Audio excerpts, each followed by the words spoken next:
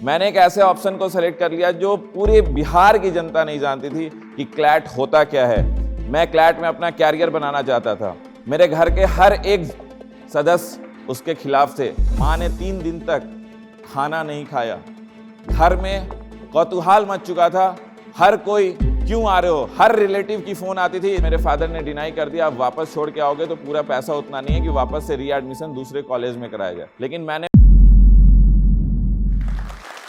मैं अभिषेक गुंजन, को founder law prep tutorial, और आज मैं जो स्टॉक के चैनल पर हूँ। मेरी जर्नी इस प्रकार स्टार्ट हुई है कि मैं एक मध्यम वर्गीय फैमिली से आता था। एक मुजफ्फरपुर के छोटे से गांव जो 80 किलोमीटर डिस्टेंस हुआ करती थी, जो एक ढाब हुआ करता था, जहां आज भी साधन पहुंचने का बहुत ही लिमिटेड है। सुबह के समय बस जाती है। पूरे बांध किनारे हमारा गांव बसा हुआ है, जो एक तरफ हमारे नारायणी नदी और एक तरफ हमारा गांव। बचपन हमने अपने गांव में गुजारा। उसके बाद एक मध्यम वर्गीय फैमिली वहां से शिफ्ट हुआ मुजफ्फरपुर के लिए। जो हमारे दादा जब मिलिट्री से रिटायर्ड होकर आए तो हम लोग वापस आए मुजफ्फरपुर की धरती पे। यहाँ से हमारे कैरियर की स्ट्रगल स्टार्ट हुई।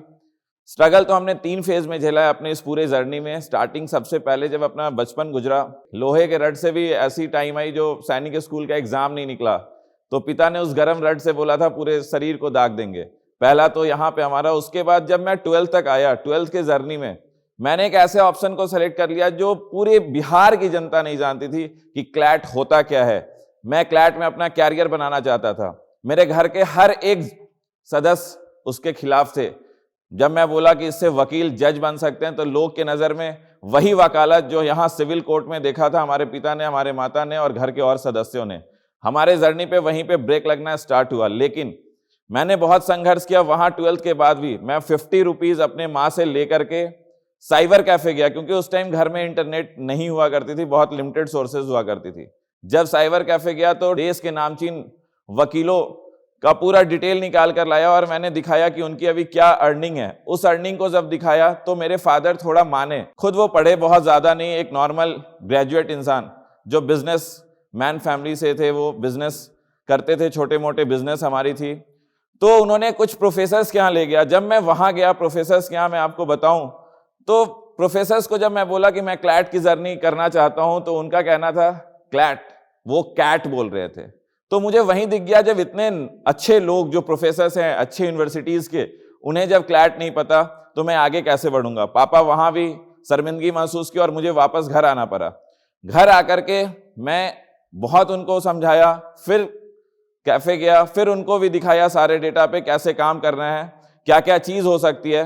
फिर वो माने और मेरी क्लैट की जर्नी वहां से स्टार्ट हुई। क्लैट की जर्नी मेरी तो इतनी संघर्ष में हुई, ना बिहार में कोई कोचिंग हुआ करता था, ना कोई जानता था, प्रोफेसर्स नहीं जानते थे, वो कैट बोला करते थे। तो मैं पूरे मुजफ्फरपुर की हर किताब दुकान ढूंढने के बाद एक किताब मिली क्लैट की, जो अल्टीमेट गाइड करके हुआ करती थी। मैंने अपनी तैयारी वहां से शुरू की और गूगल पे काफी रिसर्च करने के बाद कुछ कंटेंट निकाल करके मैंने अपनी प्रिपरेशन स्टार्ट की।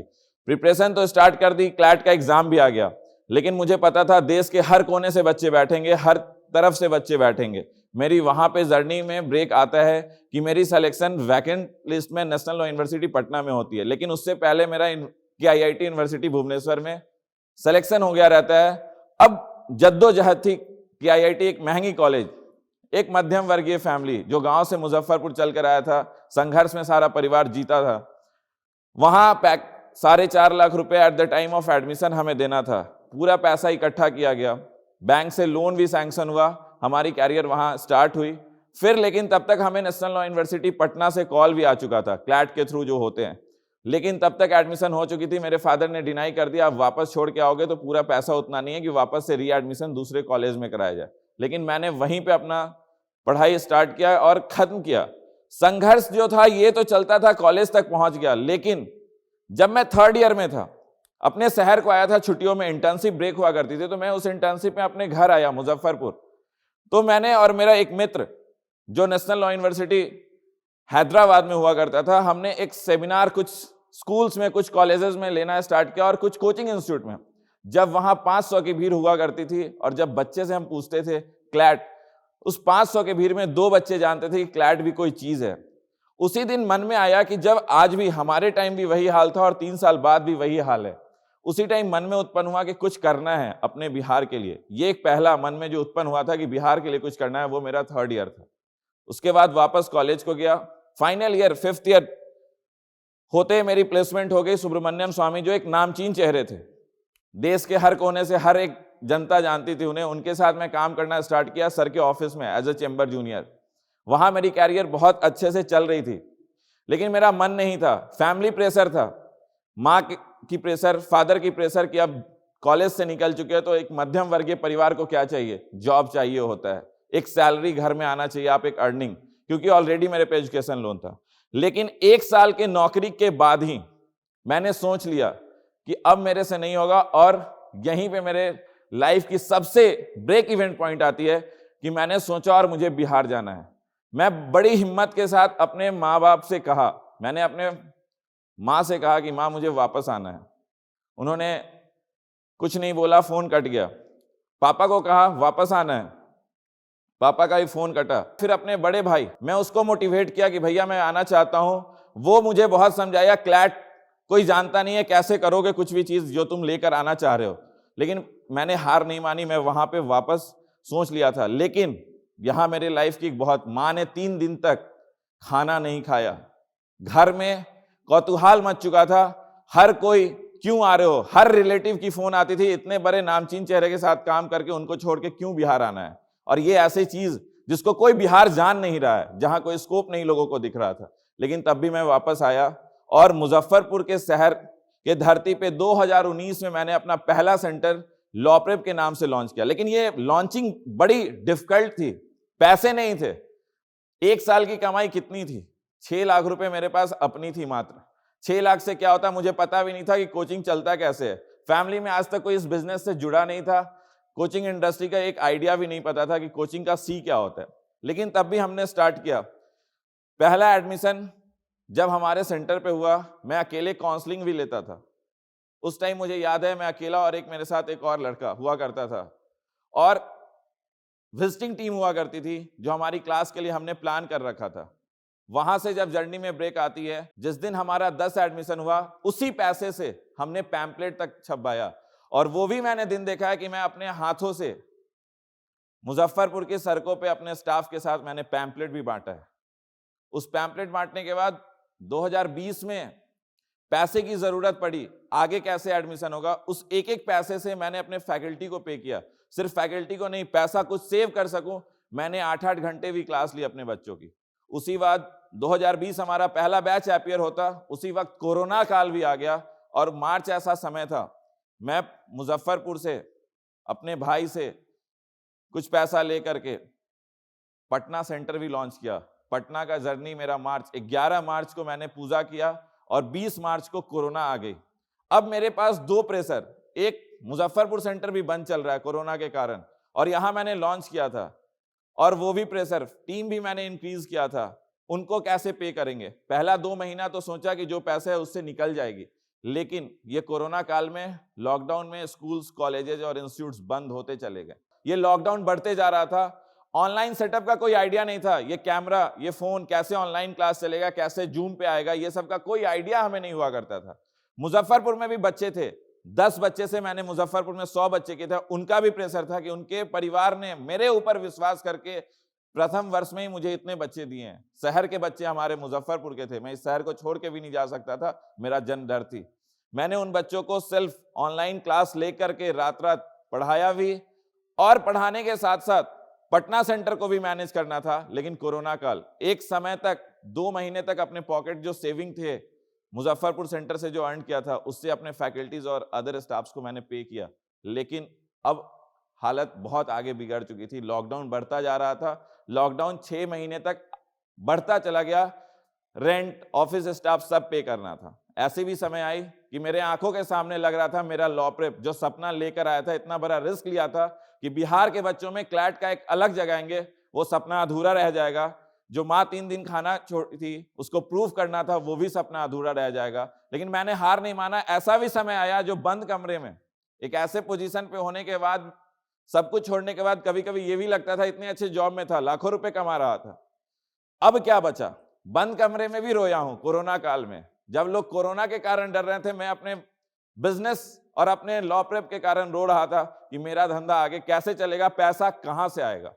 वो एक जर्नी थी जहां पे हमें लगा कि अगर कुछ आप ठान लो तो कुछ मुमकिन है, ऐसा नहीं है कि आप हर चीज से हार मान लो। एक जगह को छोड़कर आ ही चुके थे। मैं रो रहा था, माँ ने अचानक मुझे देखा, फादर भी बैठे, उन्होंने कहीं से कर्ज लेकर के कुछ पैसा उन्होंने दिया आगे, फिर बैंक के पास गया। मैं आज भी उस बैंक का बहुत शुक्रगुजार हूं। मेरे पास ना 3 साल का ITR मेरे भाई का था, उन्होंने मेरे पे विश्वास करके उन्होंने फर्स्ट लोन मेरा सैंक्शन किया, जिससे मैं उस कोरोना काल में पटना सेंटर को सरवाइव किया। और यही नहीं, मुजफ्फरपुर के बच्चों को पढ़ाते रहा। और मैं आपको बताऊं, उसी वर्ष हमने इस बिहार के धरती को प्रूव किया ऑल इंडिया रैंक 2 आद्या सिंह को देकर के। सिर्फ वही नहीं, NLS बैंगलोर में पिछले 8 वर्षों से कोई बच्चे नहीं गए थे, जिसको ईस्ट ऑफ हार्वर्ड कहा जाता है। ऑल इंडिया रैंक 2 दिया, ऑल इंडिया रैंक 24 दिया, जो इस मुजफ्फरपुर का लड़का हुआ करता था, शुभ्रांशु। ऑल इंडिया रैंक 34 मैंने दिया, जो अनामिका इसी मुजफ्फरपुर की लड़की हुआ करती थी। मैंने टॉप 100 में उस ईयर 5 रिजल्ट दिया, वो भी ऑनलाइन क्लास पढ़ाकर। मेरे अंदर और जज्बा जगी कि जब मैं एक छोटे से शहर से इतना बड़ा रिजल्ट दे सकता हूं, जहां पूरे बिहार की अभी स्टूडेंट और क्राउड नहीं आ रही है, तो मैं पटना जा करके तो और भी बड़ा कर सकता हूं। ये जर्नी जब पटना पहुंची और आज 100 से 1000 बच्चों तक की सफर पटना में मैंने पूरी की है, और इसके पीछे कहीं ना कहीं डेडिकेशन। आज क्या है मैं आप सभी को बताऊं, सबसे इंपॉर्टेंट है कि अगर आप ठान लो तो उसके पीछे नहीं भागना है, दृढ़ संकल्प होना चाहिए। माँ बाप, बिहार में ये कल्चर चल रहा है कि स्टार्टअप और नई चीज को लेकर आने से जनता डरती है। वो चाहते हैं कि अगर आपकी कहीं से परमानेंट सैलरी आ रही है, फिक्स इनकम है, तो आप वहीं से अर्न करते रहो और आगे बढ़ते रहो। और इसके पीछे कहीं ना कहीं मेरे भाई, जिन्होंने उसने भी बहुत बड़ा रिस्क लिया था मेरे साथ आने के लिए, क्योंकि जब मैं क्लास लेता था तो गार्जियन से भी मिलना होता था। गार्डियन से कौन मिलेगा?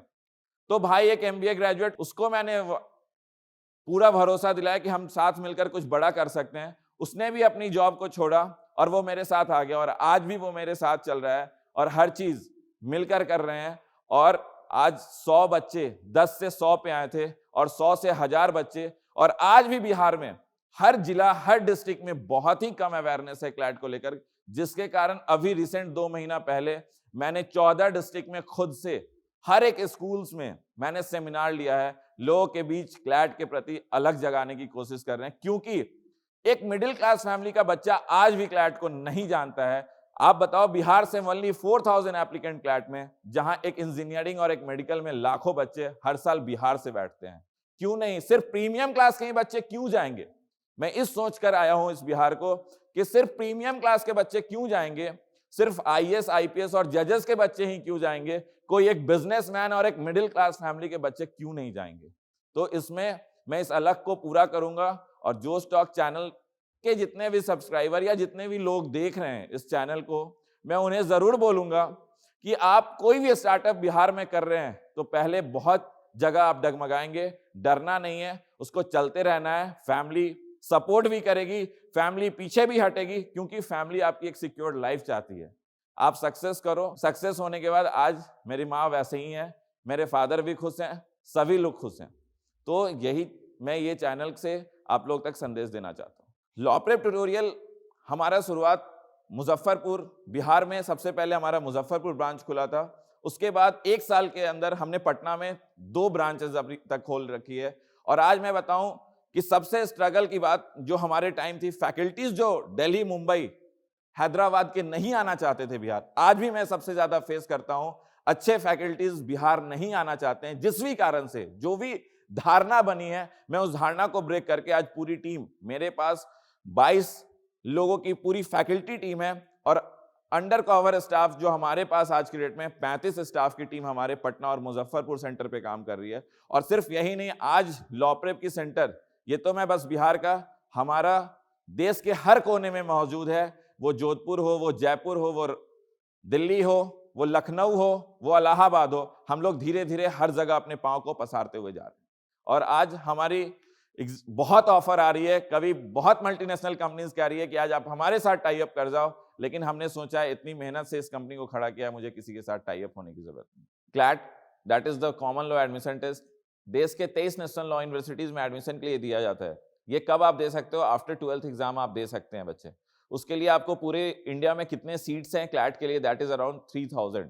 अब सबसे इंपॉर्टेंट है जो हमारे बच्चों को नहीं पता है या स्टूडेंट्स को नहीं पता है, दैट इज कि कैसे प्रिपरेशन करना है। सबसे इंपॉर्टेंट, जब आप 10th में ही रहे, आप इंग्लिश न्यूज़पेपर लेना स्टार्ट करते हैं, that is times of India. Start करें टाइम्स ऑफ इंडिया से।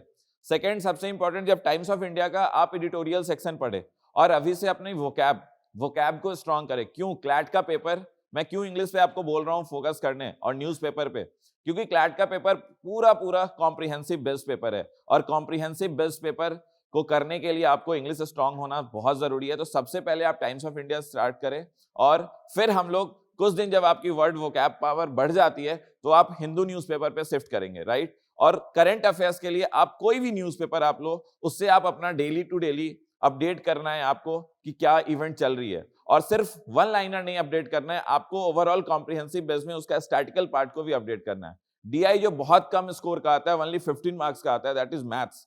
मैथ्स के लिए आप कोई भी 10th लेवल तक की बुक्स को आप बनाएं और प्रैक्टिस किसी भी बुक से आप कर सकते हैं, मार्केट में जो भी अवेलेबल है। सबसे इंपॉर्टेंट जो लीगल जो 40 मार्क्स का आता है, लीगल के लिए आप क्या करें, लाइव लॉ पेज और बार एंड बेंच पे जितनी भी लीगल कॉन्सिक्वेंसेज आपके इंडिया में हो रहा है, उन सभी इंसिडेंट को आप डेली बेसिस पे आप देखते रहें।